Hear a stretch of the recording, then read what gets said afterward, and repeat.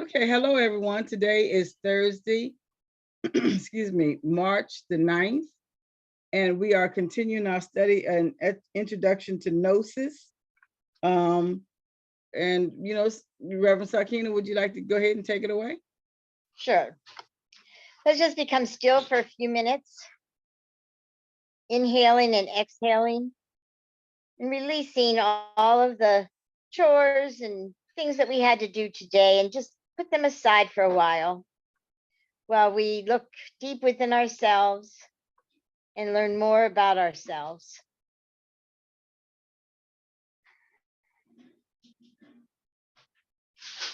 The study of Gnosis is the study of ourselves, learning who and what we are and how wonderful we are when we apply ourselves to learning about ourselves. So as we begin, allow yourself to be open and receptive in your heart and in your mind. Allow whatever spirit has for you to come through. And if you feel moved to share, please share. For that is why we come together, to share and to learn from each other. We let it be so, and so it is. And so it is. So it is. Well, we're going to pick up in this addendum on the law of the pendulum with the following section. It begins with, if we could see the two sides of any matter, really, everything would be different, but we lack comprehension. If we want to see the two sides of each matter, it is necessary, according to my way of understanding things, to live not inside of the law of the pendulum, but within a closed circle, a magical circle. Let us imagine a circle around ourselves, a magical circle. Around that circle pass all the pairs of opposite philosophy, thesis, antithesis, pleasant and unpleasant circumstances, times of success and of failure, optimism and pessimism, what people call good and what they call bad, etc. Around that magic circle, we can see a very interesting parade. We will discover, for example, that depressive, anguished, and painful states immediately follow great happiness. When people laugh more, the tears are greater and the weeping worse. Observe. Have you seen in life that there have been moments when everyone within the family is laughing, when everyone is very happy, when there is nothing but laughter and joy? It is an unfortunate thing when one sees that in a family, one can prophesize and be certain of not failing, that suffering is awaiting that family during which they will all be crying. That is for sure, because everything in life is dual. That grimace of laughter is followed by a fatal grimace, one of supreme pain and tears. Shouts of joy are followed by shouts of supreme pain. Everything has two sides, the positive and the negative. This is obvious. This sign, for instance, indicates something esoteric. Suppose or reflect it on the floor. Observe the shadow on the floor. What do you see? The devil? This is clear. However, it is also the sign of esotericism. But its shadow, obviously, has the face of the devil. There is nothing in life that is not dual. When one becomes accustomed to seeing things from the center of a magical circle, everything changes. One liberates oneself from the law of the pendulum. On a certain occasion, when I had the physical body of Thomas A. Kempis, I wrote in a book titled The Imitation of Christ the following phrase: I am not more because they praise me, or less because they virtupate me. because I always am what I am, unquote. This is clear. Everything has its double side, praise and usurpation. I think that's how it's pronounced. Triumph and defeat. Everything has two sides. When one gets used to seeing any circumstance, anything, any occurrence in an integral, unitotal form with its two sides, then one avoids many disillusions in life, many frustrations, many deceptions. If one is establishing a friendship, getting to know a friend, one should comprehend that the friend is not perfect, that he has his psychic aggregates, that at any time he can go from being a friend to an enemy. Really, that is something normal. So the day on which that truly happens, the day that event is realized, one does not pass through any disillusion. One is unaffected. This is obvious. I remember when I began with the Gnostic movement. At that time, there were about 3 or 4 people with me, and in truth, I had put all my heart into those people, fighting to help them to go out in the astral body, to help them with meditation, with studying Gnosis, etc. I succeeded in forming a small group. I expected anything then, except that someone would leave the group, since I had become totally dedicated to forming that group with much love. Of course, when one of the members of the group left, I felt as if somebody had stuck a dagger in my heart. I said, but if I have struggled so much for that friend, if I wanted him to follow the path, how could it be? If I have done nothing wrong, why did he betray me? He became affiliated with another school. I thought of everything except that someone who was receiving the teachings would affiliate themselves with another school. However, I decided to continue stoically with my work. The group was growing, and the day came that there were many people. In those days, they told me in the superior worlds that the Gnostic movement was like a train in motion, and that some passengers get off at one station and others get on at another station. That further on will others will get off, and much further on others will get on. Conclusion, it was a train in progress, and I was the engineer that was driving the locomotive. Therefore, I should not be worried. That is how I understood it. And really, later on, it would be proven. Some passengers get on at one station, farther on, they get off. And it was like that successively. From then on, I became stoic. I saw that one left and 10 came. Well, I said, there is no reason to worry so much. So from that time, after a great suffering for the one who left, I learned that the one who reaches the final station is very rare. That cost me enough pain. Does a brother leave today? Good luck to them. I am not one who still fills up with terrible anguish, desperate for the brother. Those times have passed. Does someone leave? 10 come, 20 come. Surely, when there are so many people, we should not fight for people. This is clear. Any comments or concerns about that section? Or anybody want to share?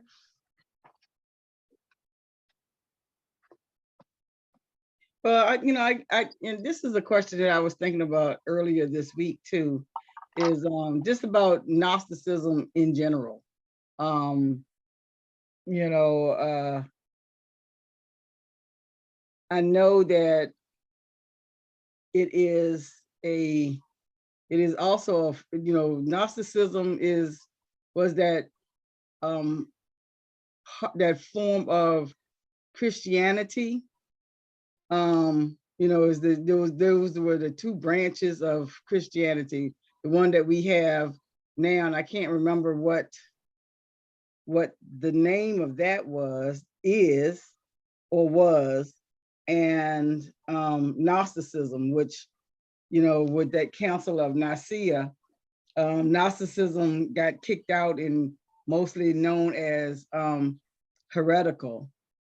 And so I guess my question is that can you give us some information on Gnosticism as a whole?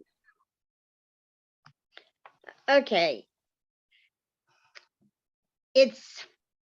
To me, it's purely learning to know yourself through what you are being told within yourself and not by what others are telling you. For example, in Christianity, you have your Catholics, and then you have a group of Protestants, which contain the Lutheran, the Methodists, the Presbyterians, and so on. But they all are religions that have sort of a hierarchy in a sense. Whereas in metaphysics, for example, yeah, there are leaders, but none of them tell you how to operate your particular center or your particular metaphysical church. There isn't that hierarchy that is telling you what you have to do. It's making you and causing you to look deep within yourself, to bring that out and to feel that others who are drawn to it are also leaders and sharing what they know that's coming from them, as opposed to somebody telling you what to do. One of the things that he says that I disagree with, only because I do see that there are people who, lacking a knowledge of themselves and a knowledge of that inner higher self of themselves, they see evil and they do evil and they blame it on the devil, so to speak. On the other hand, those of us who see our higher self, but realize that this human body and the human knowledge that I have is going to make mistakes, is going to test the waters, so to speak, and learn from it. But we don't place the blame on something else. We take responsibility and blame it on our own lack of knowledge or our own lack of awareness. And to me, Gnosticism is teaching us to trust that inner voice within us that's teaching us, as opposed to, what the Pope, the rabbi, the priest, the minister, the person with umpteen number of degrees and so on is telling us. It's teaching us to trust ourselves, because what we're learning within ourselves from what is teaching us within ourselves is what's right for us as an individual. For example, what I'm learning is right for me at this point in time in my growth. It may not be right for you or somebody else, but in sharing it, it gives us food for thought. Okay. Does that help? Yes. Oh, yeah. Yes. Very much so. Very much. And that's one of the things with metaphysics. People that are drawn to metaphysics, we come from a wide base, So all is Gnosticism and metaphysics the same thing, or like cousins? I kind of see it as related. Mm-hmm. To me, Gnosticism, to some degree, individuals that I've read their work come from a little more Christian background than some of the metaphysics individuals that I've met. Yes, some of them do come from a very Christian background, but some of them also come from a very pagan background, from a very Native American background. They don't necessarily come from a devout Christian background, even though some are very Christian. Do you understand what I mean by that, what I'm saying there? Yeah, Well, yeah. Yes. go ahead. I if I can may interject, can I ask a question? I know Gnosticism is very a important part of the Dead Sea Scrolls. It follows a lot of a lot of the canons that they say that not only Jesus spoke from, but also, Mary Magdalene, also Jesus's brothers. Uh, it went on from just the 13 apostles that we know that did what they did. And this is what I know from the word Gnostic and Gnostic, and for to give it that ism, Gnosticism. So can we stop for a minute and actually ask Miss Harriet to look that word up? Because Sure. it's very close to the word of narcissism. Which word? Gnosticism?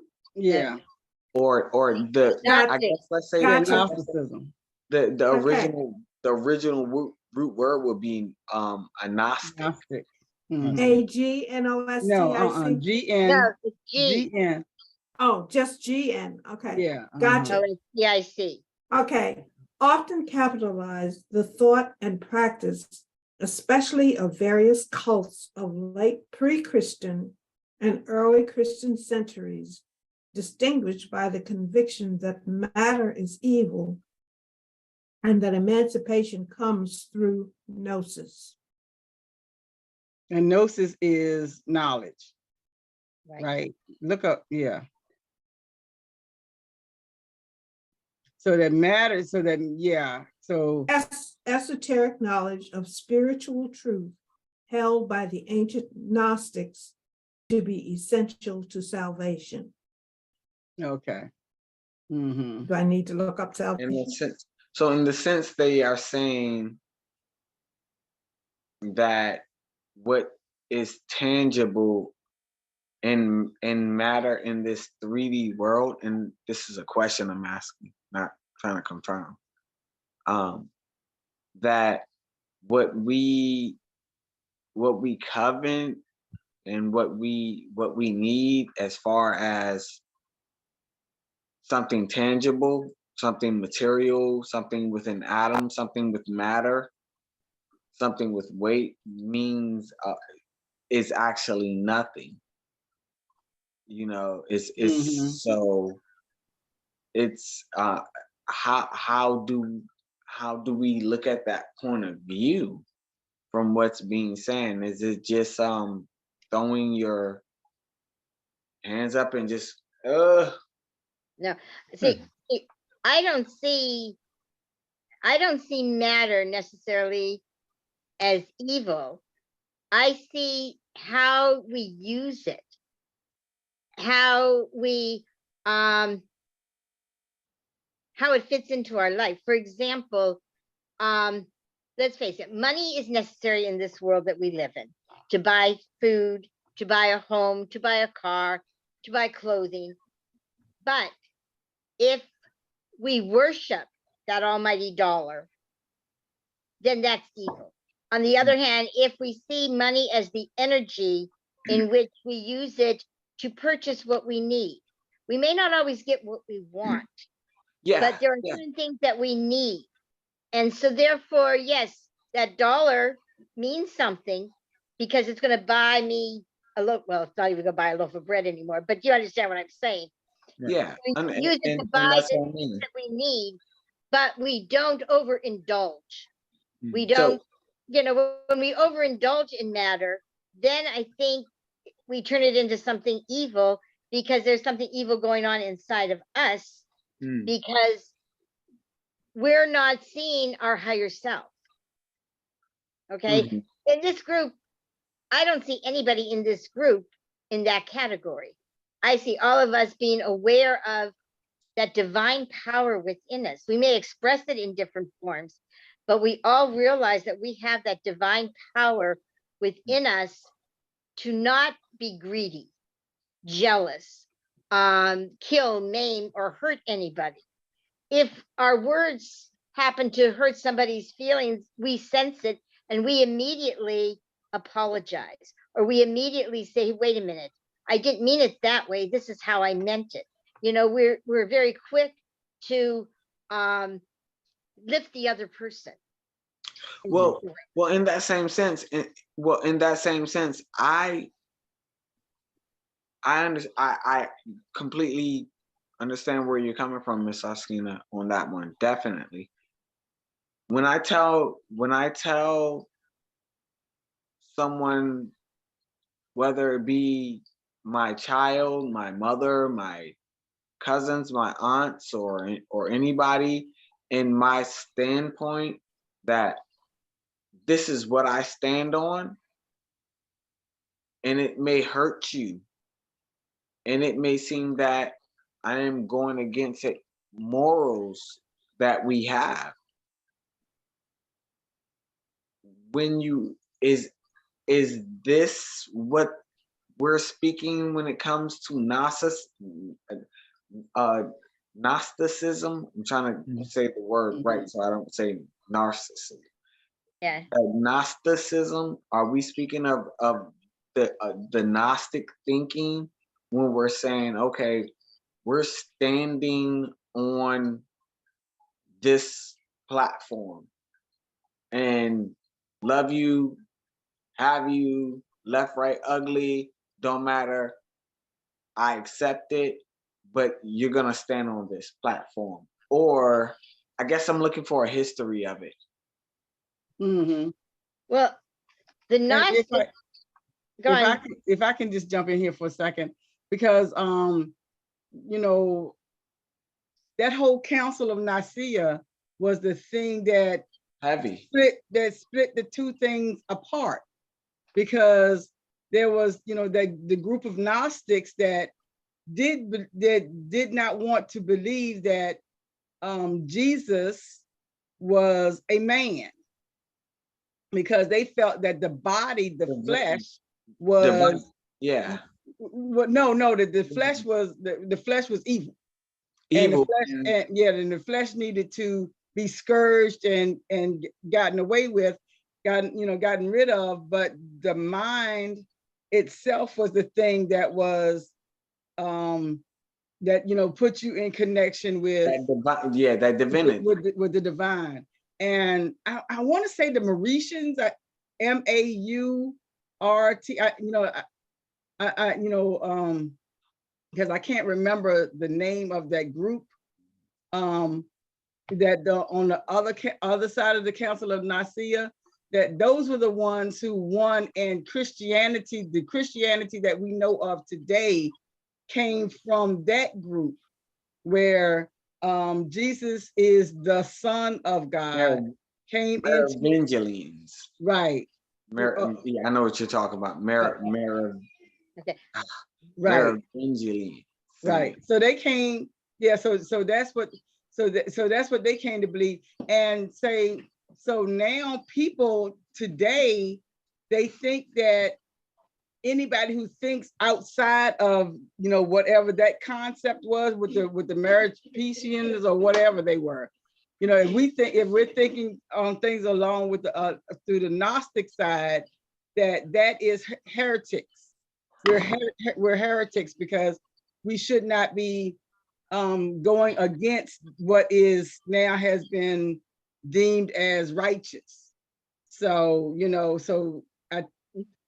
and see, I see that as the misinterpretation of, I see that as a misinterpretation of what Jesus in his Christ mind was sharing with the people.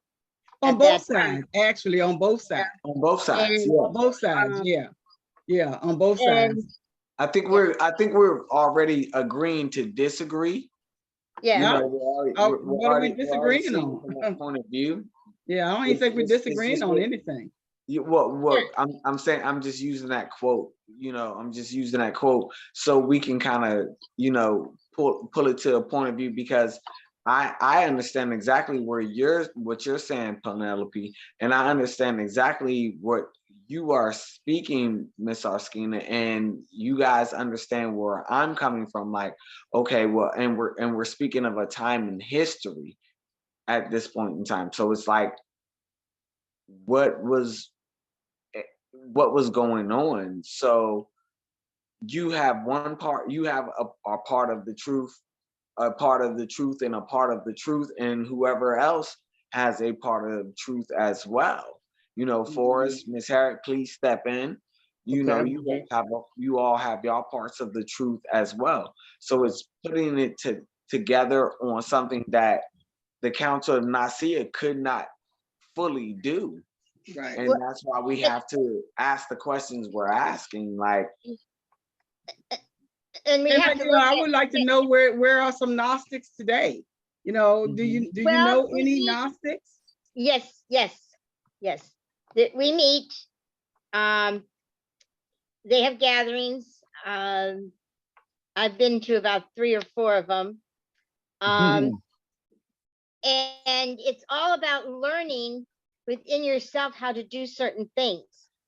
And for example, like the needle on the string, getting it to move, the not criticizing. What I was going to share was that you have to also look at the Council of Nicaea, and when it took place, people were still at a point in their growth where they wanted to have somebody over them, sort of giving them laws and commandments and telling them what to do.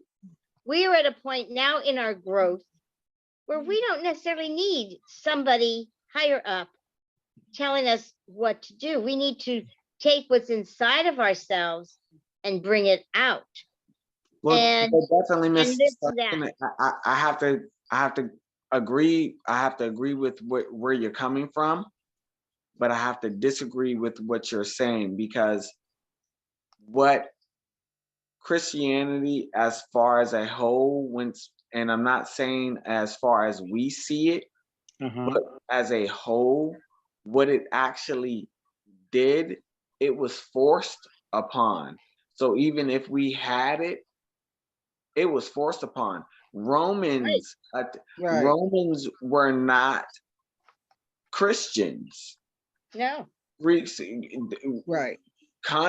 Constantine is the first emperor who said, I am going to change everything over from religion and politics to be mixed together.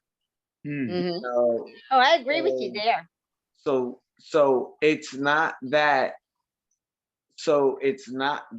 we have known this. It's what we have been taught, not only because Right. everybody has been Right. oppressed.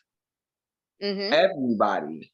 Right. Yeah, has once been- that side won, it just that just No, those yeah, no that side one just took the side rank. won't.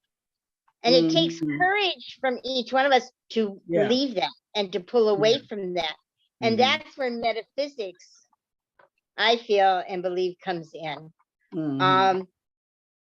Because it's saying you don't have to go to church on all the different holy days that your particular religion says. You carry your church within you. You Right. can be sitting at the beach. You can be puffing a cigarette. You could be walking in the woods. You could be sitting in the most beautiful synagogue or temple. And you can experience God and you can have that beautiful relationship. Right. But there are many in all the different organized religions that say we are completely wrong. Mhm. That if you don't go to church on Sunday or on Wednesday or on all the different holy days that your particular religion says, then you're a sinner. You're wrong. Right. And metaphysics says it's more important to live a spiritual life. Mhm. And to me, in a sense, that's what Gnosticism is also saying. The Mhm. Gnostics that I have met over the past year or so tend to say the same thing. The gatherings are usually have been on a Sunday when I've gone, there's nobody who gets up there and says a prayer or anything. They do talk about the runes. We do some exercises for the different runes. We also talk about the intuitive ability that each one of us has. Although, you know, some people have tapped into it a little bit more. For example, Penelope with the tarot, she has tapped into that a great deal, and there's a lot that comes from her. Right.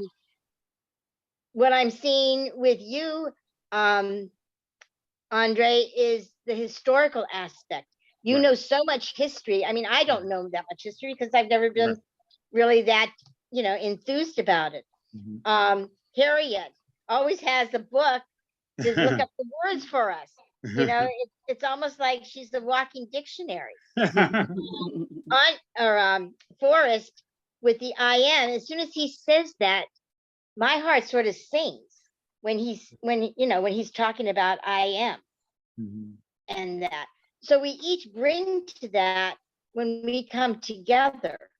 And that's to me what true being in the Christ consciousness means. You know, we don't, like you said, we don't always have to agree, but something inside of us resonates when the other person is sharing. That helps us to grow, to be a better individual and to have a better understanding. Mhm. Can I just insert something here? Great. Earlier on, somebody mentioned the fact that, well, I have a little book called The 12 Major Religions or something of that nature. I don't remember the exact title of the book. But it's more or less a survey type of book. It's not anything that goes into any great depth as far as the different beliefs and philosophies. But the one thing that I got from it, it starts off talking about the Romans and the Greeks and their way of and their relationship with a higher power. They call it God. And with them, they have, and anybody that studied Greek or Roman mythology or any of the other earlier mythologies. Huh? What? I'm on it. I'm listening. It's wonderful. And they were very, you know, within their own circle, they, you know, did what they did. And then Jesus came along. And it was when he came along, and I'm thinking that he must have been a very powerful, overwhelming speaker to sell his, and I'm not saying this to be sacrilegious or anything like that, but a very powerful speaker in his own quiet way to win over the hearts and minds of so many people, because today Christianity is the largest religion worldwide. The second is Islam. And Judaism,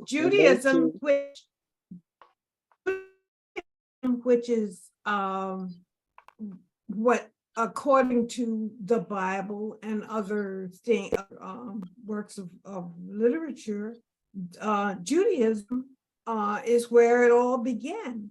But I'm thinking from what I read in this little survey book is that Judaism, you know, is a latecomer, and they're like way down. I think they're only like maybe, I think less than 10% of the world's population as far as religion and philosophy is concerned. Well, again, Miss Harriet, just and so we can just go on. We have to always go back, and it does not matter whoever we are. We always, if you have this drive to understand not only, you know, who people are and how you conduct yourself around people, but the energy that you feel in yourself, if you are aware of that and that eye has opened even for a split second, I don't care who you are or what's going on in your life. If that eye has opened for that split second, we are now prone to be the people that we are. And maybe, just maybe, we can find so many different teachings that can teach us to be the people that we are supposed to be on that positive point of view. Now, like I say, we're speaking as Gnostics. I know very, very little because I know it comes from a point of view of Americ.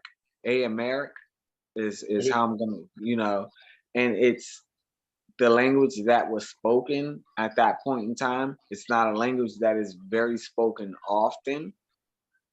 The only thing we have are the Dead Sea Scrolls, and even our prominent churches at this point in time will refuse to put those parts and say that they are canon in the Bible. So not only do we have books like the Book of Jubilees and the Book of Enoch and these apocryphal books, we have books of the Dead Sea Scrolls that are not given. And it was not a divine entity that said that. It was people who chose to say that. It was people who chose to come against people like us, because of an idea to say, you know what, creation don't want you to do this, and you feel bad about doing that. Why are you doing it? Don't do it. And if you do, if you Right. find yourself in that situation of doing that, because I done it, so it's learn off experience. And And see, I was going to say, and see, the Gnostics were forced underground because so many of the Jews at that time, they were looking for a Messiah. And the Gnostics at that time, were saying that Messiah is within you. You don't need to be saved by a Messiah. You just have to have the courage to open up. Yeah. Jesus, as the man, he had the courage to stand up and say, it is important to love each other and not to be put, think that you're more powerful just because you have more money or you have more knowledge, intellectual knowledge, that type of thing. And he had that courage, but he also demonstrated that there was going to be pain involved in standing up for what you believe. And he, as a man, he was crucified, but he also showed that within us, even though we may be crucified, we might not experience the same type of crucifixion that he faced. But when you stand up and leave with your family, if you come from a family that says you have to be this way and no other way, you feel a sense of crucifixion. You feel a sense of not belonging. You're sort of I'm trying to think of the word, shunned by those who believe that way and not the way that you're going. I know from my own personal experience, when I left the Catholic Church, my children were treated much differently. I was treated differently by my family. Wasn't invited to certain gatherings. And then when I became a metaphysical minister, boy, talk about, excuse my French, but the shit hit the fan. And at the same time, I felt this is what God is asking. God is asking us to stand up for who we truly feel we are and not just go this way because it's easier. But Okay. sometimes we have to go the other way, which is very narrow. But at the same time, our heart sings when we do that. You And know? I was going to say, I believe that all of these philosophies, for lack of a better word, I believe all of them, they are all taking a path, and those paths, all of them, beginning with the ancients and Romans and other ancient societies, and down through the years, they all lead to the same apex. Mm-hmm. They all do.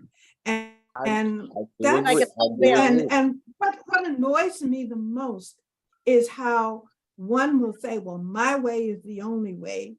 Your Mhm. way, you're going to go to hell. And I don't believe any of that. Well, that's where I was gonna say, if you don't mind me stepping in, Miss Harry, is it's not the Christian against the Muslim. Mhm. It's not the Muslim against the Christian. It's Or not the the Jew, or the Jew or the the this or Hindu, that. or the Buddhist. It's the it's it's the it's the government against us. And if that is gonna go along and that's going to be the play, then therefore we know who we worship, because even though they're going to tell us, if they'll never be our gods, but they will be our Nephilim. Mhm. They will give us all that promises, but they will be fallen angels. Mhm. So it's in Mhm. that same point of view. But as far as Gnosticism, I know once again, very little. And I know a lot of it is a speaking, and why it's banned from the Bible is because of it. They say some of it is some of the speeches of actual Jesus Christ, and he's saying the same things that we're saying, Mhm. in Gnosticism, which is something that I do take very, very lightly to. I believe it. Split a piece of wood and I will find you. You turn over a stone, I'll be there. I find creation in everything I do. Mhm. Yes. There is not a piece of material thing that I am not given that I do not go, okay, I gotta push energy into that. That is a very stressful thing, and we all do it. Our houses, our children, our kids, the day. Hey man, I'm hungry.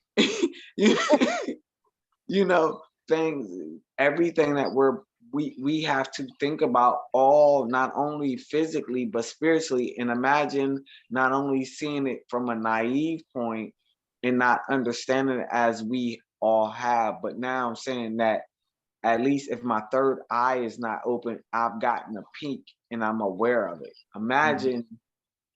Imagine that. So I Mhm. think we're on that cusp of that. So as far as Gnosticism, I really enjoy it. I just would love to know a little bit more about the history. Mhm. Okay. Okay. Anyone else? Or are we ready to move on? Move on, Okay. please.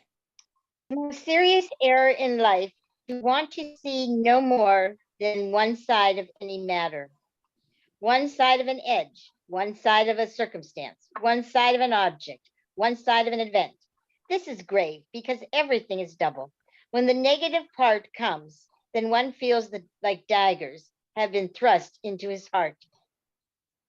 It is necessary to learn how to live, my friends, to know how to live if you want to go far, unlike many. Because if you only see one side and nothing more, you do not see the antithesis, the other side, the inevitable. You will have to pass through many disillusionments, through many disenchantments, through many sufferings, ending up sick and finally dying. They killed, for example, the poor Blavatsky, who killed her. All her let's see here, wait a minute. All her culminations, defamers, secret enemies, and friends, or those who were called friends. Simply, they assassinated her. Not with pistols or knives. No, no, no. They spoke badly of her. They publicly culminated her. They betrayed her. Conclusion, the poor woman died full of suffering. Frankly, I am very sorry, but I am not going to give this pleasure to the brothers of the movement. I see in each brother two sides. The brother that today is with us, the brother that studies our doctrine, appreciates it, loves it, and the brother that leaves. For me, it is normal he leaves. Rather, I am surprised when someone stays so long. But in order to learn this horrible lesson, I had to suffer intensively. The first ones, yes, were as if someone thrust a dagger in my heart. Then after, I became better, just as if a callus was left on my heart. So I am not going to act like Blavatsky, because I am looking at the two sides of any matter. I am in the third position, the position the heart is in when it prepares for its style. It is an alert state, absorbing in its depths, organizing, preparing to pick itself up, contract, and then launch the blood throughout the organism. Better said, I consider that it is best for one to be in the center of the magical circle than at the extremes of the pendulum. In the Orient, especially in China, that center is called the Tao. The Tao is the Gnostic esoteric work. The Tao is the secret path. The Tao is something very intimate. The Tao is the being. When one lives in the center of the circle, then one is not stuck within the mechanical game of the law of the pendulum. One is not subject to the alternatives of grief and happiness, success and failure, happiness and pain, optimism and pessimism, etc. But, I repeat, one has to learn to see each thing in its two aspects, positive and negative, and not identify oneself with one side or the other, because both are fleeting. Everything passes away in life. Everything passes. Within this world that we could call intellectual, there is always a certain aversion to opinions. Because I have understood an uttered opinion is no more than the intellectual exteriorization of a concept with the fear that another might be true. This, naturally, gives way to crass ignorance. This is serious. Here we have the antithesis. I still do not understand. I do not comprehend. For what reason a certain sacred Pythagoras said to Socrates, and I quote, there is something in between wisdom and ignorance, unquote, and quote, that something is opinion, unquote. Sincerely, even though that Pythoness was very sacred, I have not been able to accept her thesis because opinion comes from the personality and not from the being. The personality really takes human beings to the submerged involution of the infernal worlds.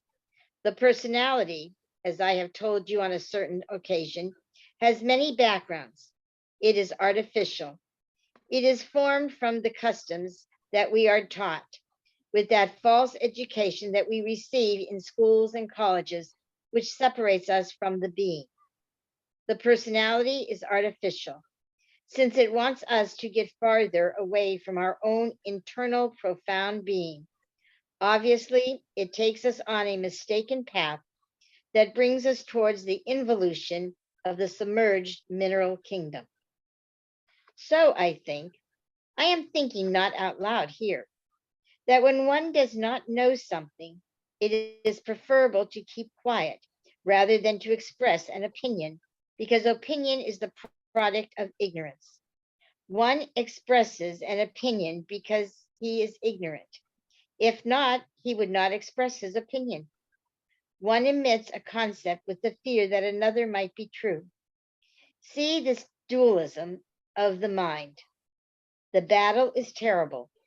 One opinion is opposed by another opinion. In reality, the personality moves within the law of the pendulum. It lives in the world of opposing opinions, of anti-theoretical concepts, of the battle of the antithesis. Therefore, the personality knows nothing, and the opinion is a product of ignorance. If we analyze what the personality is, that it is that which originates opinion, we reach the conclusion that opinion is the result of ignorance. So what that Pythagoras said to Socrates seems to be mistaken. Socrates also asked the Pythagoras of Delphi was called Divinus, about love.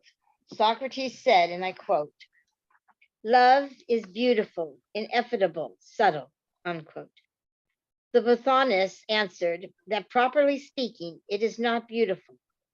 Socrates, astonished, responded, and I quote, "How can it be that it is not beautiful? Then is it ugly?" The Pythagoras said, and quote, "Can you not see anything else but ugliness, as if nothing else existed? Can you not conceive that between the beautiful and the ugly, there is something different, something distinct? Love is neither beautiful nor ugly. It is different, and that is all," unquote. Socrates, since he was wise, had to remain silent. Clearly, I am thinking out loud here with you. I would invite you to reflect. How have you seen love? How have you seen it? Not how have you been told that it is, but rather, how have you felt it, beautiful or ugly? Any of you can give me an answer. Who would like to answer? Now, this next section is dealing with the students talking to him. So before we get to that, does anyone have anything about this section that they'd like to share, or question or comment? I strongly, very strongly object to the idea that somebody's opinion is a matter of ignorance. Opinions are usually formed when you have a certain amount of knowledge or understanding of something, whether it be right or wrong. And opinions are based on your knowledge. Okay. Took the words right out of my mouth. Whether it's limited or whether it's broad.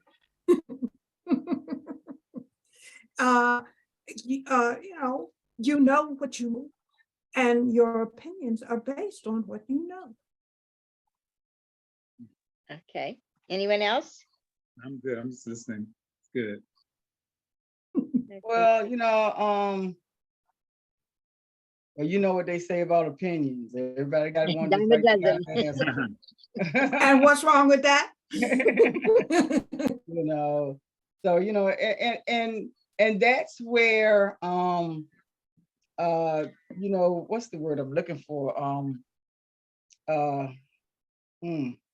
Can't even think of the word I'm looking for, but that's where you have to really know yourself, because just because I have an opinion, it doesn't mean that opinion is correct. Doesn't mean that that opinion is intelligent. It doesn't, that is just your opinion. I have an opinion too, so that's where I think that when what is the word I'm looking for? It starts with a D. But anyway, I'll come up with it in a second. But anyway, when we really are understanding ourselves, we can know the depths of that opinion and how it fits in with us.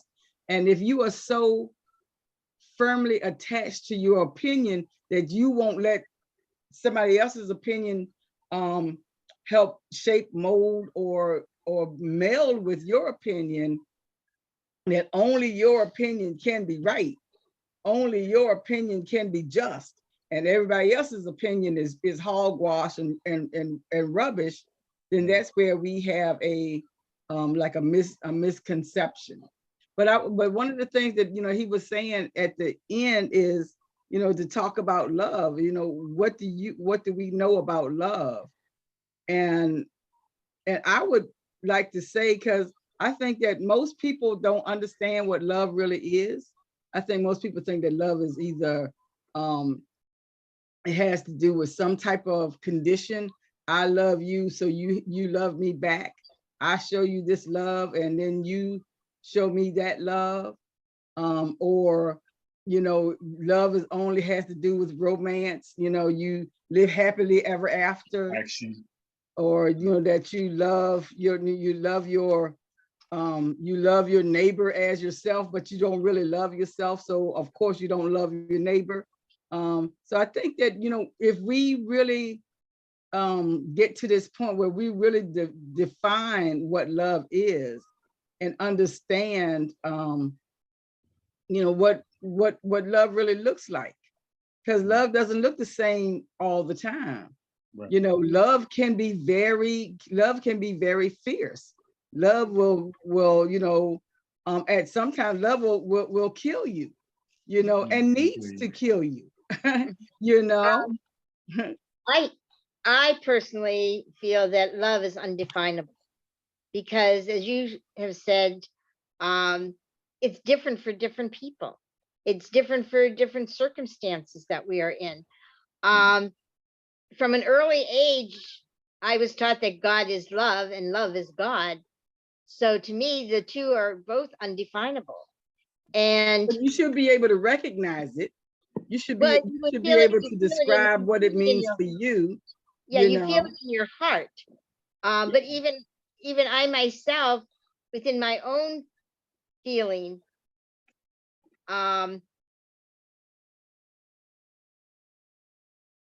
it's hard to put it into words. But we should try. But that's what I'm saying. We should try to put it into words, so that people just don't, have some imagination what they think that love is, but we haven't used we don't have the necessary language to describe love. So now everybody thinks that. Let me finish. Just let me finish for a second. So that everybody now thinks that love is a Hallmark movie.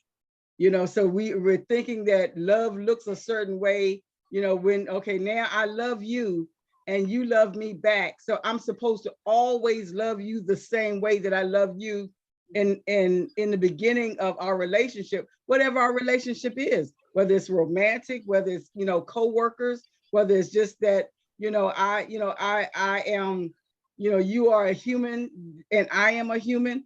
Love always shifts and love always changes, but I should always be able to articulate that feeling so that you can understand the concept of where I am, how I am presenting myself to you. Then that way we recognize love a lot easier, and we won't be so busy, being angry with one another, hating one another, when we could, if we really understood that I loved you this way then, but I love you this way now.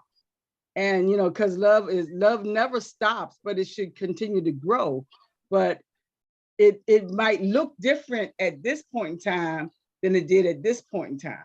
So that's what I was, that's what I think, that was a really good suggestion that he made, is that, let's talk about how we love one another, or how we talk about what love means to us. I think that's the next section. Yeah, but that's what I was saying. That's something we can do. We don't have to read that. We don't have to read some stranger stuff when we can do it ourselves. But it opens by reading what some of these students have said, it will open up a door of food for thought that we can then share some more on. Okay. Go ahead. Okay. Good. Student says, Master, when one is in love, it is beautiful. And if one receives love from the one that they love, it is doubly beautiful. And Samuel says, well, let's see. And the student says, beauty has always been related with love and ugliness with the antithesis of love. They are two psychological aspects. When we were children and our grandparents told us about fairies, they portrayed them as being good and beautiful. And when they told us about orcs, they depicted them as being bad and ugly. Therefore, I think that love is beyond those principles. Samuel says, so we have been given two answers, but we should distinguish between that which is beautiful and that which is love.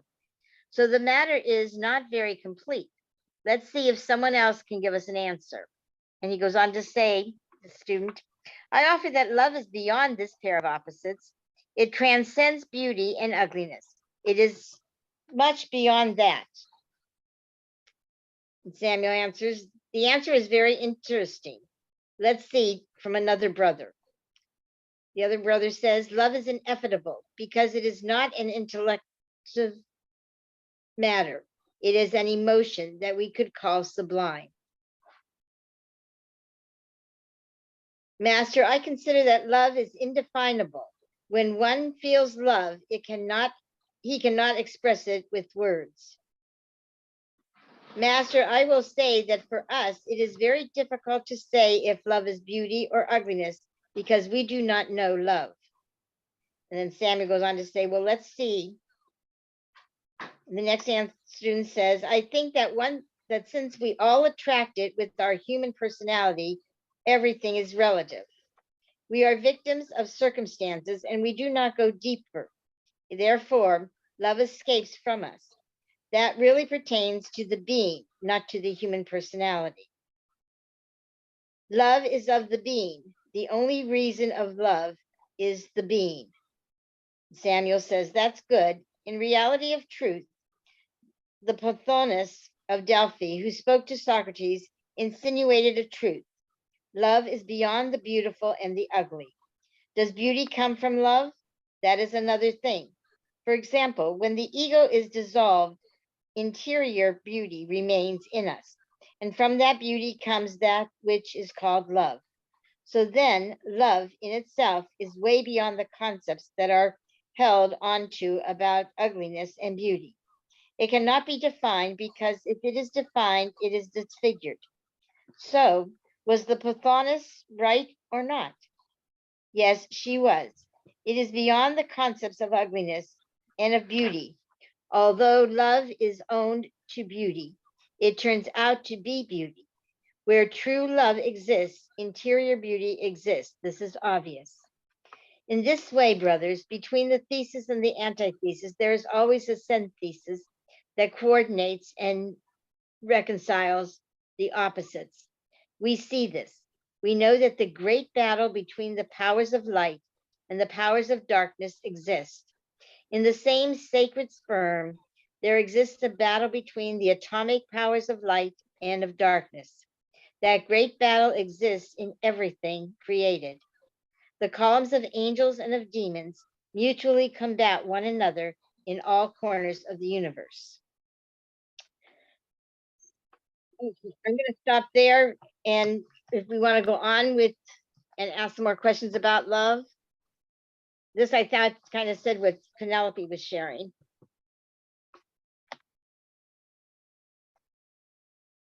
Anyone, or you want me just to continue?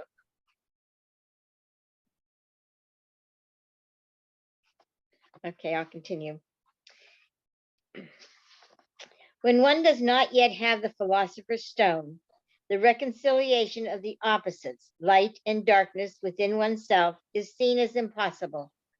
But when one achieves the philosopher's stone, the stone of the serpent, through conscious works and voluntary sufferings, then through that same stone one achieves the reconciliation of the opposites. and reconciles them within oneself. Then one recognizes that everything in creation has two sides, and only by being in the third position, that is to say, only through the Tao, in the center of the magical circle, only through the synthesis, can we reconcile the opposites within ourselves. This is obvious. In this manner, it becomes necessary that we learn to reconcile the opposites.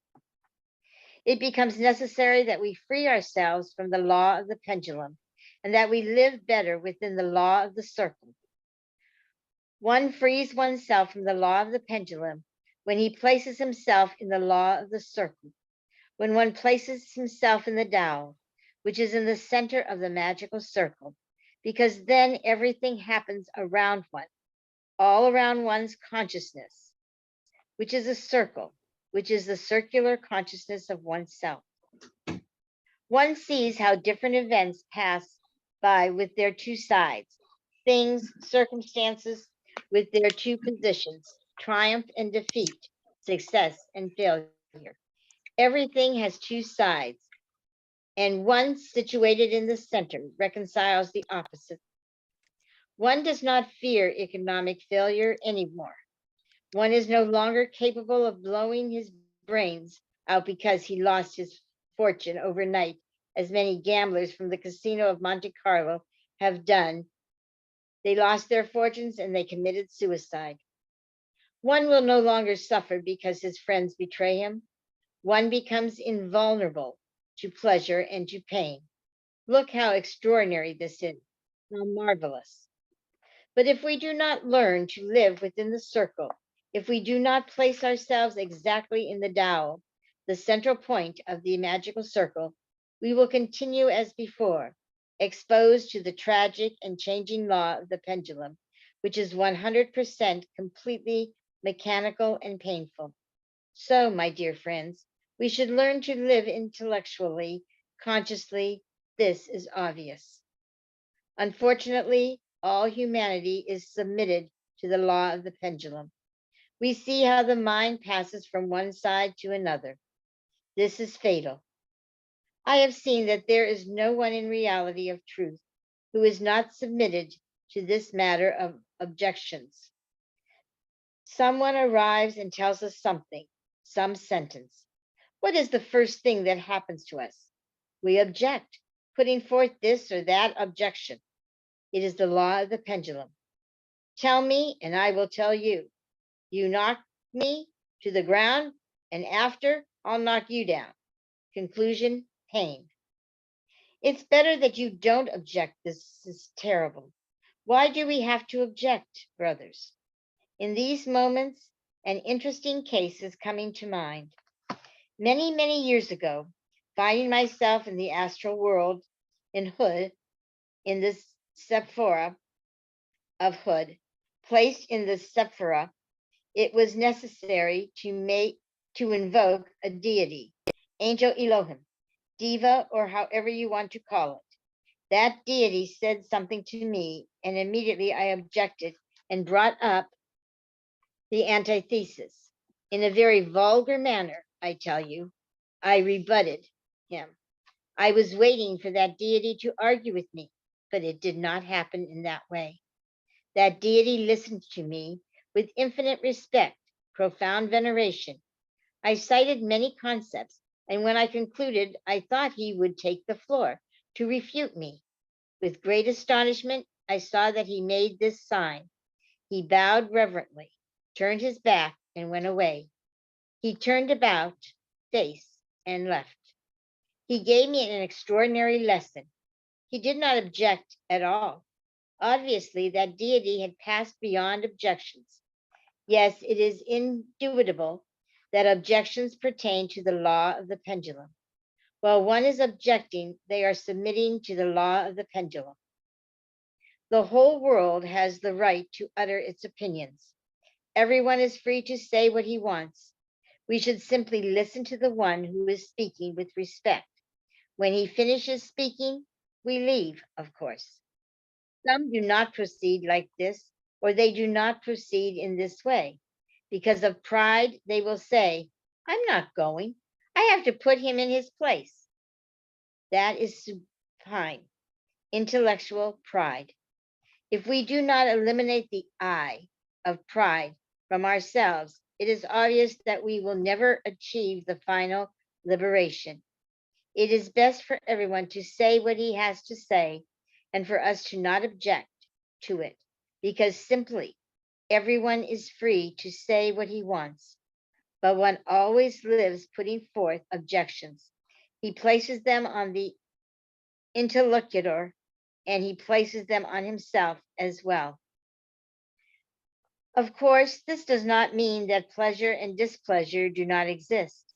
It is obvious that they exist. Let's suppose that one of us is assigned to clean a pigsty where pigs live. I believe that this would not precisely be a very pleasant task.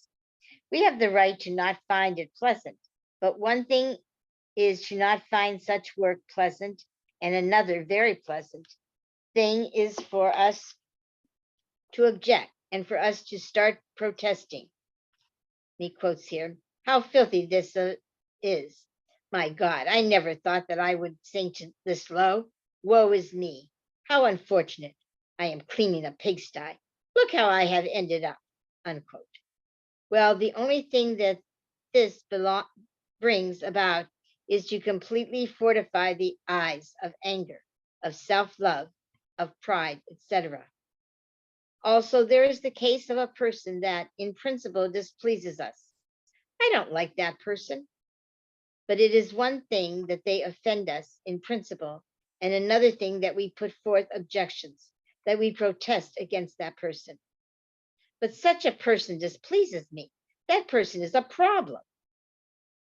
And we may look for subterfuge to stab them, to eliminate them. With objections, the only thing that we bring about is to multiply the antipathy within ourselves, to strengthen the eye of hate, to strengthen the eye of egotism, the eye of violence, of pride, etc. How should we act in this case in which a person is not pleasing to us? We should all get to know ourselves to see why that person is not pleasing to us. Could it be that that person is exhibiting some of the defects that we possess? One has the eye of self-love within. And if someone exhibits one of those interior defects, then obviously that someone displeases us. So instead of us placing objections on that person, protesting, quarreling, etc., rather we should self-explore ourselves. Know which psychic element it is that we carry internally and which originates the antipathy. We may think that if we discover such an element and dissolve it, the antipathy ceases. But if we instead of investigating ourselves, begin to object, to protest, thundering and flashing like lightning against that person, we strengthen the ego, the I. This is indubitable. Within the world of the intellect, there is no doubt that we are always objecting. This produces intellectual division. It divides the mind between the thesis and the antithesis. It converted into a battlefield that destroys the brain. Observe how people that are called intellectuals are full of strange manias. Some leave their hair rough. They scratch themselves frighteningly. They do 50,000 foolish things, of course, products of the mind, that are more or less deteriorated, destroyed by the battle of the antithesis. If we have an objection to every concept, our mind will end up arguing alone. As a consequence, illnesses come to the brain, psychological anomalies, depressive states of mind, nervousness that destroys very delicate organs like the liver, heart, pancreas, spleen, etc. But if we learn to not object, to accept that everyone thinks as he pleases, everyone says what he wants, the battle within the intellect will end, and in its place will be true peace. The mind of many poor people argues at all hours. It argues frighteningly, and that takes one on a very dangerous path, a path of illnesses of the brain, of illnesses of all the organs, destruction of the mind. Many cells are uselessly burned up. It is necessary to live in holy peace without putting forth objections. Let everyone say what he wants and think what he pleases. We should not put forth objections, and in this way we will proceed as we should consciously. It is necessary to learn how to live like this. Unfortunately, we do not know how to live. We are within the law of the pendulum. Yes, I recognize as I am here talking with you now, it is not an easy thing to not raise objections. Let's say we leave here, we take our car, and suddenly, up ahead, somebody passes us on the right and they cut us off. Well, if we do not say anything, at least we hit the horn as a sign of protest. Although we may only sound the horn, we still protest. If someone says something to us in a moment in which our guard is down, surely we protest, put forth objections. It is very difficult, they're terribly difficult, to not put forth objections. In the Eastern world, this has already been profoundly reflected upon, also in the Western world. I believe that there are times when there is a necessity to appeal to a power that is superior to us if we want to free ourselves from this matter of objections. On a certain occasion, there was a Buddhist monk walking out in the lands of the Oriental world in a terrible winter full of ice and snow and wild beasts. Of course, this brought suffering for the poor monk. Naturally, he protested, putting forth his objections. But the poor monk had luck when he was losing heart. In meditation, Amitabha appeared to him. Amitabha, in reality of truth, is the internal God of Gautama Sakyamuni, the Buddha. He gave him a mantra so that he could sustain himself strongly and without making objections, something to help him to not protest against himself at every instant, against the snow, against the ice, against the world. That mantra is very useful. I am going to vocalize it well for you so that it can be recorded in your memory and so that it remains recorded also on the audio cassettes that you have brought here on your tape recorders. Okay, to the best of my ability, I'm going to say this. And it's Gati.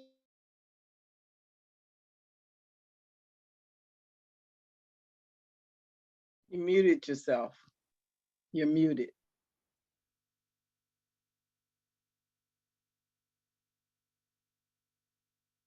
You're still muted. You're still muted. Sakina. Still, Miss Sakina. Sakina. Well, this must not be for us to hear. Sakina.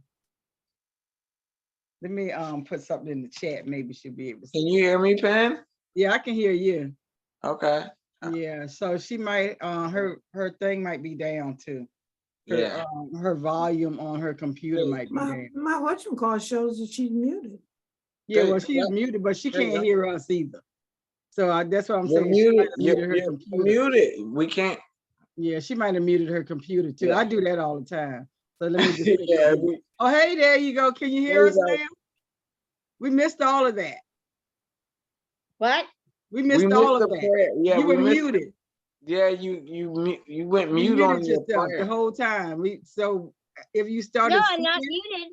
not Can you now, hear me now? not now, you're not muted, but you were. We missed everything that you just said. Oh my goodness. Yeah, Well, okay. yeah. Basically, the section, and he was talking about a monk who was objecting. Yeah, we and heard when about the he- monk, but when you started to sing, Oh, that's when it Okay. was muted. So what was that? okay. It's the okay, I'll do it again. to the best of my ability. It's gate,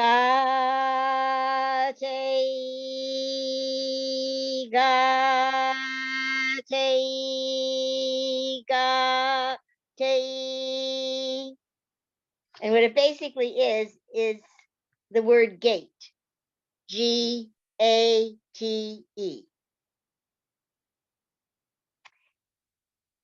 it said that the mantra I understand allowed that Buddhist monk to open the eye of Dogma. And that is interesting. It is related with interior profound illumination and with the illuminating void. There is need for this help because it is not so necessary to stop objecting to everything, to life, to money, to inflation, to the cold, to the heat, etc. Many protest because it is cold. They protest because it is hot. They protest because they do not have money. They protest because a mosquito bit them. They protest for everything.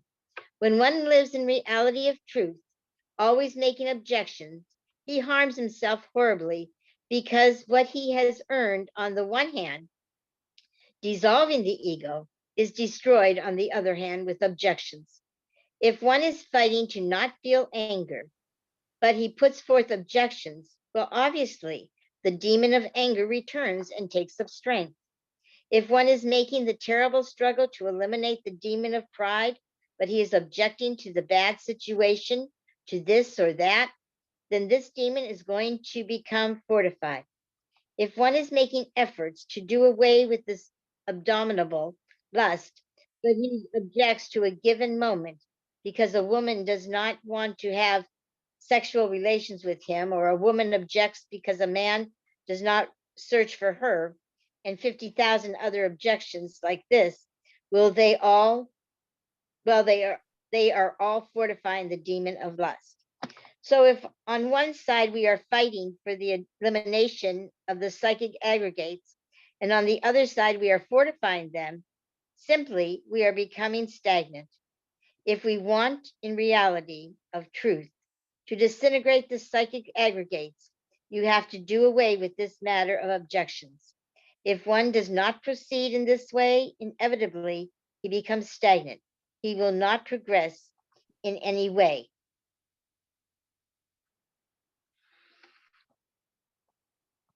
Anyways, any comments?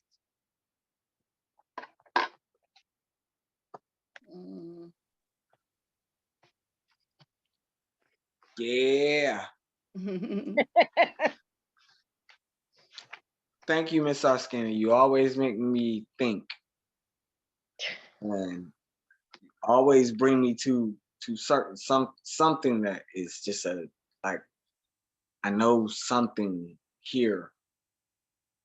I want to start where he started from on his passage, which was opinion versus fact.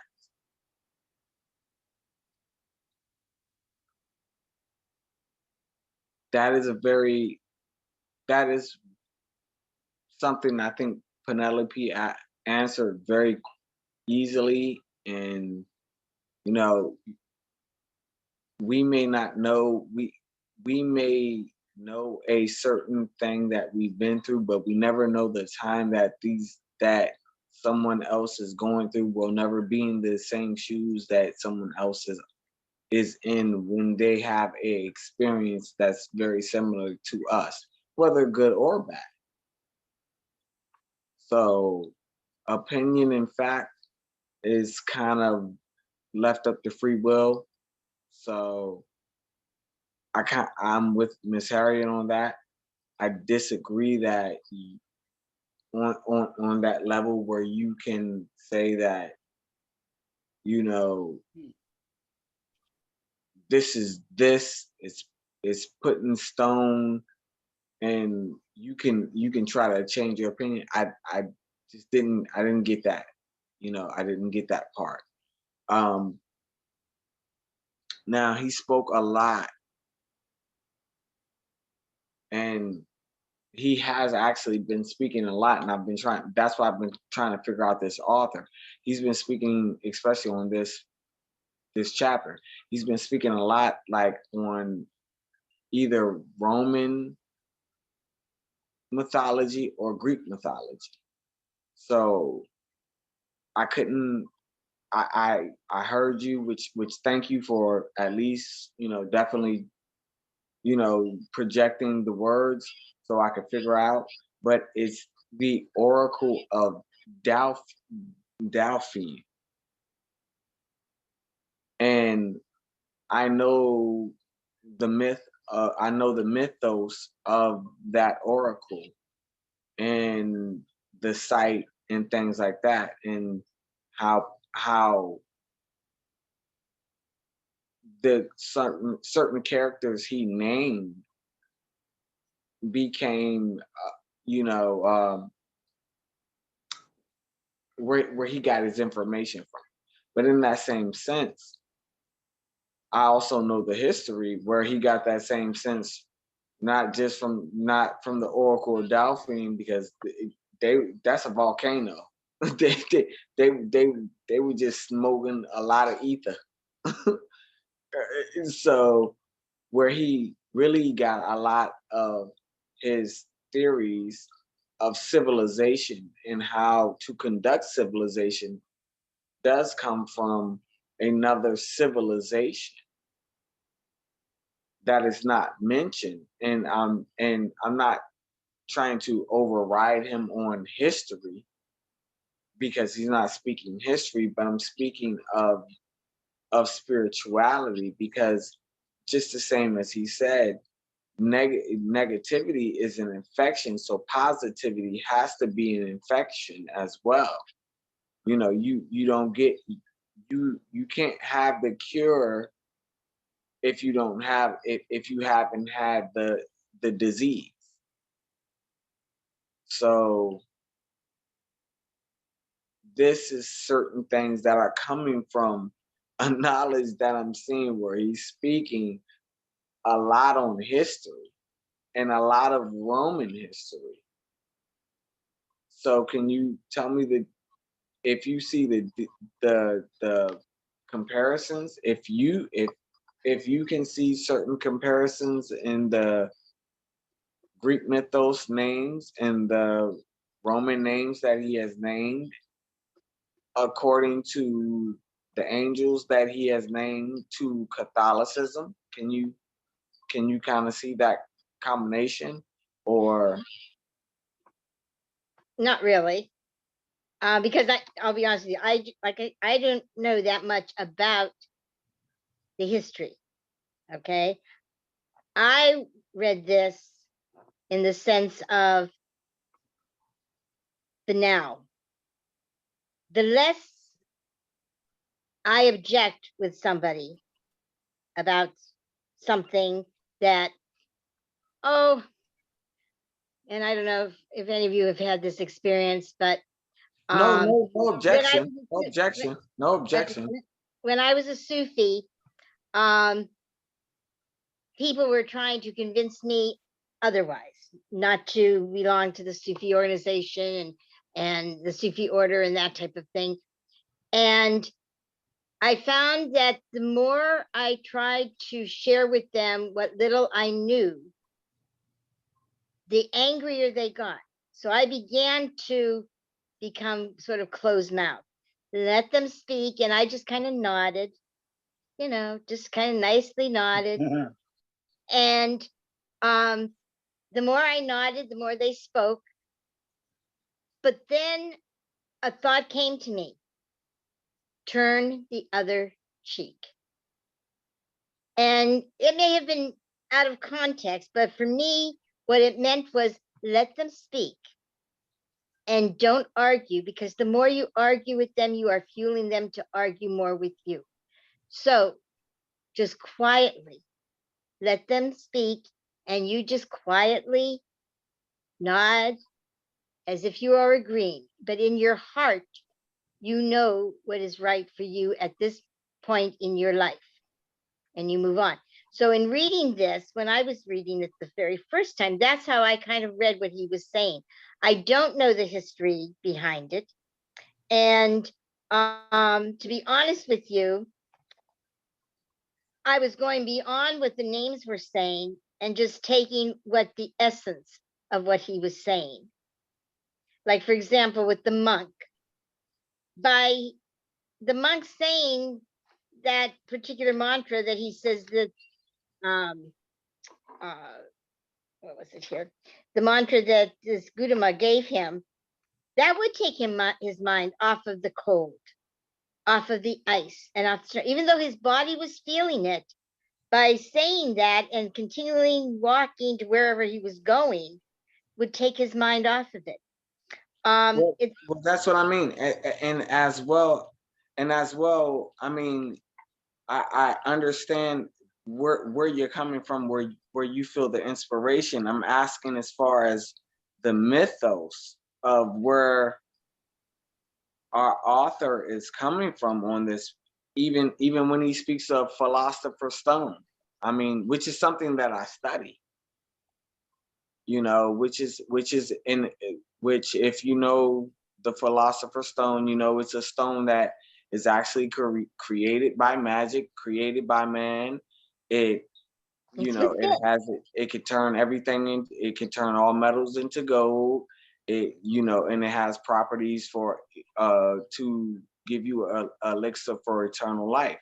So we are kind of, so this is what I'm saying, while he's speaking, he's speaking in a very Arthurian point of view. And if and it's not stories that we have not heard. You know, I think it's just something that we're, you know, it's jumping around a little bit from an Arthurian point of view to a Greek point of view. So he's using a lot of scholars. I do understand that. His point of view of how he sees it is what I'm looking for. Well, it's can I just say it's 8:34. So, you know, we're pretty, you know, this is kind of like the end of the session. And so maybe that, you know, is just his opinion. Yeah. Yeah. You know? But let's just go, let's go now and just do our round table real quick. And first of all, you know, thank you, Sakina, for, you know, do you remember where you are in the book? Yeah, that ended that section. And the next section, which is the next section is entitled "The Small World in Which We Live." Okay. So we'll come back there next week. Yeah, and that happens to be the last section in this book. Okay. Well, I knew we were coming closer to the end of that book. But anyway, what did, you know, let's do our roundtable real quick. And what did we get from this session tonight? And how can we apply it to our lives? Would anybody like to go first?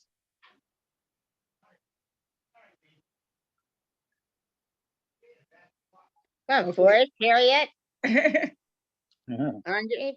I'll take it. I will definitely.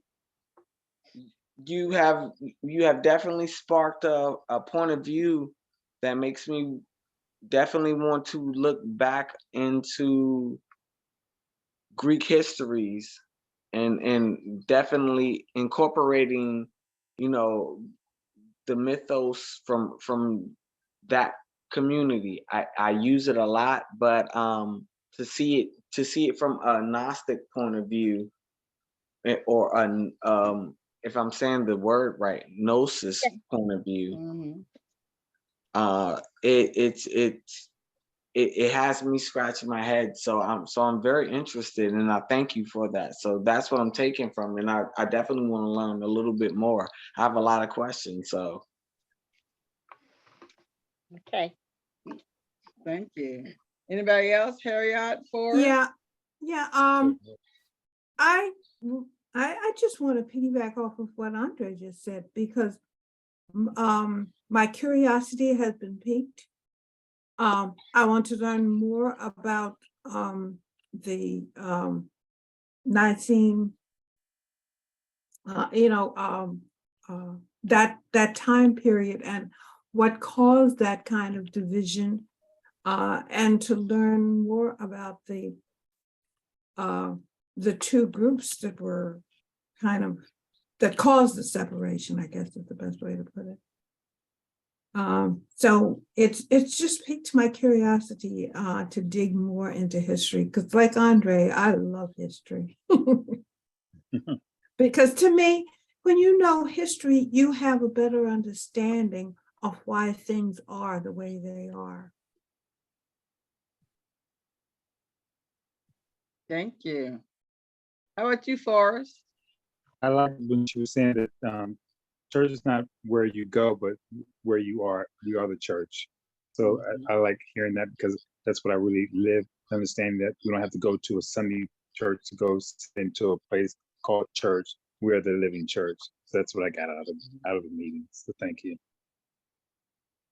Yeah, Thank you. and thank you. For myself, the things that what I mostly got from this session is, and the word I kept looking at, I couldn't remember, was discernment. So we have to use discernment when we're, listening to other people, because they're saying their truth. We just have to see if their truth and our truth are in alignment. And if they are in alignment, then that's fantastic and great.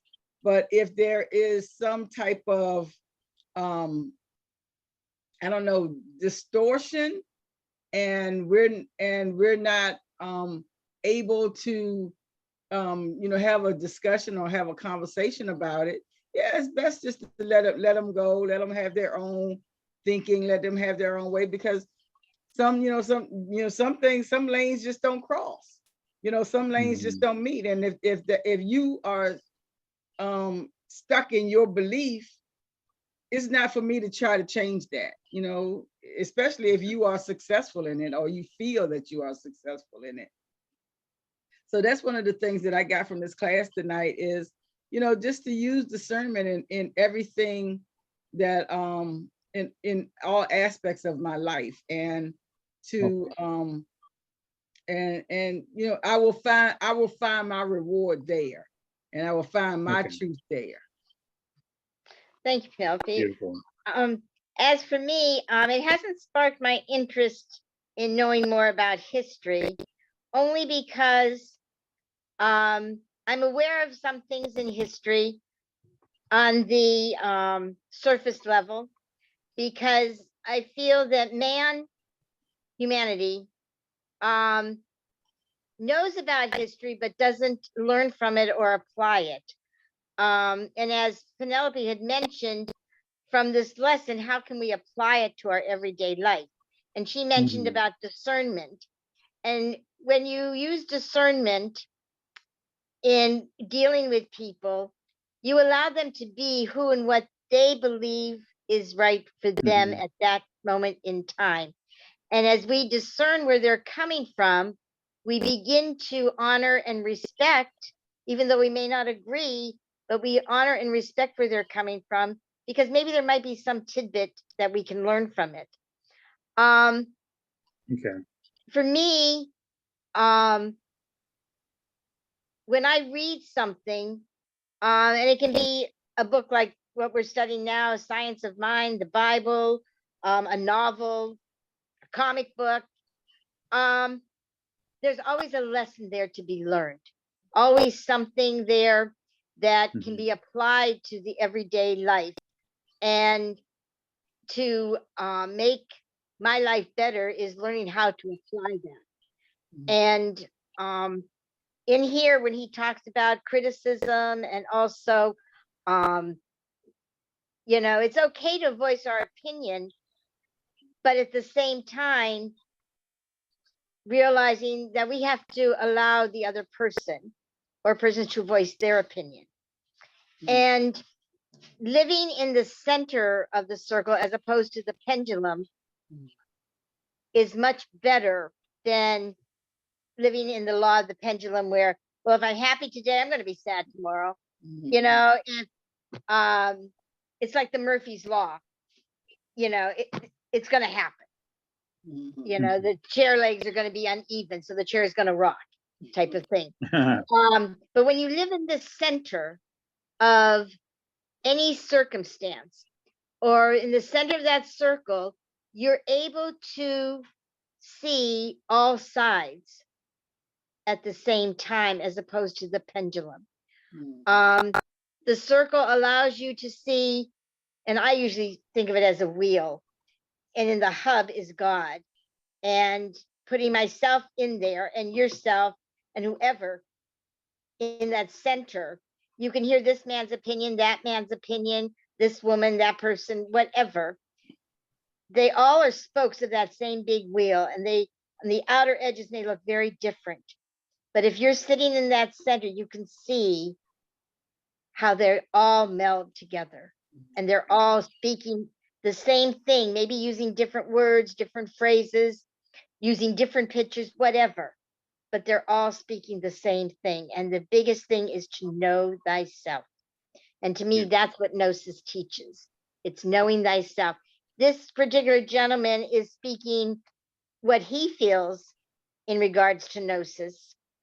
And he's a Spaniard, and in translation, some of it loses some things, and some of it comes across as very, you know, like the thorn in your side type of thing.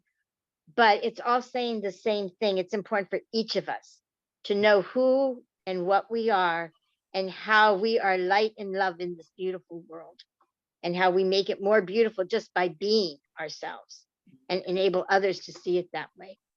So, getting a little preachy, sorry, but That's good. Thank you so very much. Thank you so very much for the, another great session. And I'm looking forward to just acting and living and applying all of these principles that we learn to my life, because it really does help me grow spiritually and emotionally. And that's also important. So thank you so much for the night. Let's see, tomorrow we don't have a class, and this weekend, Saturday and Sunday, we will be going to health and what is the health? Holistic Spiritual Expo. The Holistic Spiritual Expo in Virginia Beach. So, Nice. please join us if you can. And if you can't join us, you got the weekend off. Okay. You got the weekend off, and we will definitely see each other again next week. Okay. Thank you. Yes. So thank you. That's it for this evening. Would anyone like to close out in prayer?